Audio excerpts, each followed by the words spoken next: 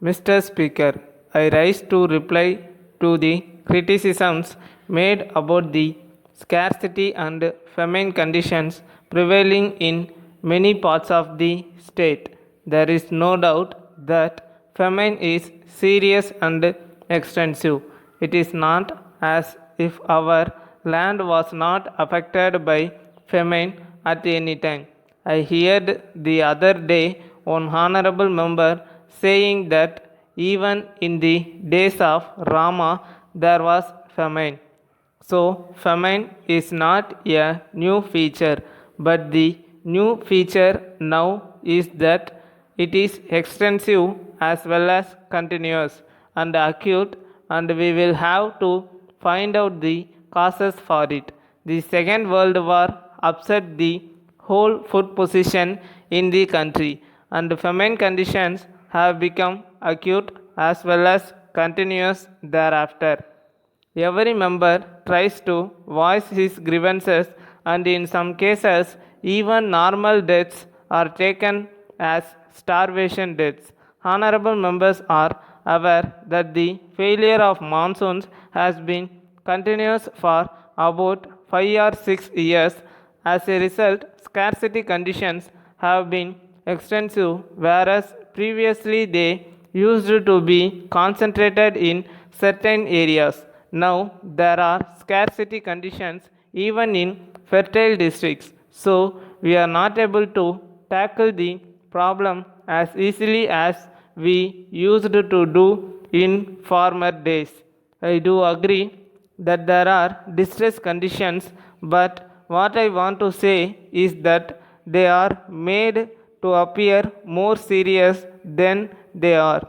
I take this opportunity to tell the honorable members that we have been able to meet the scarcity and distress conditions throughout the state. If honorable members consider the matter without prejudice, they will come to the conclusion that the government have done what all can be done. We have taken up relief works and they employ a large number of people. We have been running rural centers, and on account of better agricultural season this year, their number has been reduced in areas where it can be reduced.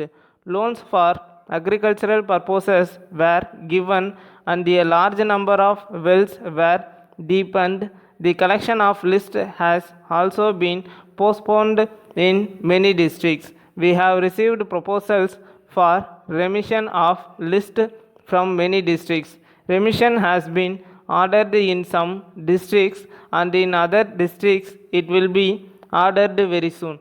An honorable member has stated that a famine inquiry committee may be formed which will inquire into all the problems of acute famine and suggest permanent remedies for the eradication of famine. I may tell the honorable members that the government of India have already constituted a similar committee.